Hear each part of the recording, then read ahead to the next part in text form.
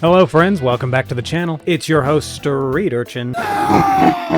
If you missed Movie Wednesday, don't worry too much about it. Everyone else did as well. Really gonna have to change that to more of a weekend thing. I've noticed that there are a large number of videos specifically using the MBTI as a tool for relationship advice, and although it can be helpful from time to time, I do not recommend following the golden pairs rules. In fact, I can foresee a large number of issues stemming from those possible matches. And in today's society, people are much less likely to try and work through incompatibility issues, and more likely to tell you to f*** off and try something new. So before we get into today's video, I'd like to remind you lovesick puppies out there, find someone you have things in common with. It's amazing how much of someone's garbage you can tolerate when you're both doing activities you enjoy together. Hiking, games and movies, being mean to people, anything to help you ignore their differences in problem solving, or forgiving their inability to focus on a single idea. However, in some cases opposites may attract, like in the case of the INTJ and INTP. That one seems almost too weird. What the hell kind of relationship do you have?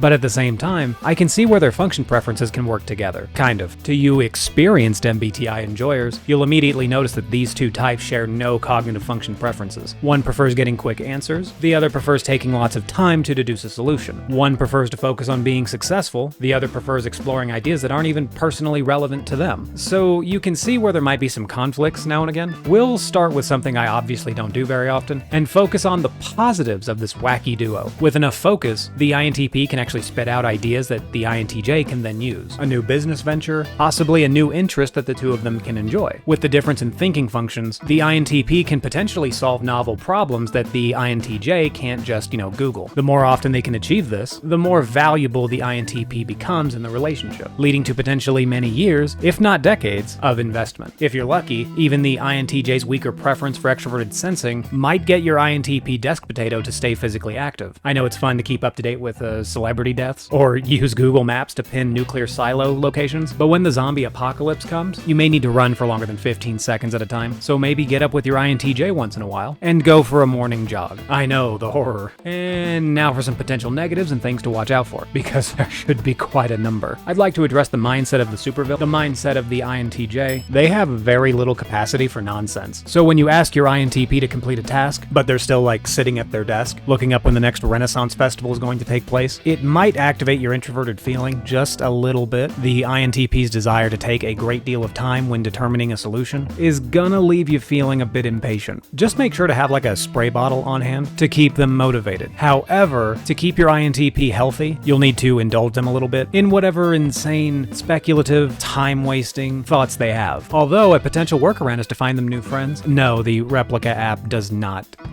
count. A thing to remember, INTPs weren't made for society at large. When left to their own devices, they tend to be the worker behind the scenes. Coding, web design, computer engineers, of course, even scientists. So at times you may feel like you're dragging around a social anchor, but so long as the INTP is seen as more of a help than a hindrance, you probably won't have much of an issue keeping them around for their brain. So shallow. As for the INTP, unless they're regularly helping the INTJ with whatever their plans are, they're going to get the impression that they're not needed. And yes, 9 out of 10 times, an INTJ doesn't require anyone's personal attention to reach their goals. They tend to enjoy being independent. So long as the INTP remembers that it's normal and nothing personal, they should be happy to shuffle along as the INTJ's sidekick. They may also take a larger hit to how much time they spend with extroverted intuition. If you want to help the INTJ, a lot of it will involve following orders, not so much coming up with wacky ideas. On the bright side, once the INTJ has everything kind of, together, they'll give you what they feel is a generous amount of free time in your study, which in reality is a portion of converted space under the stairs. That way they can keep chemistry explosions to a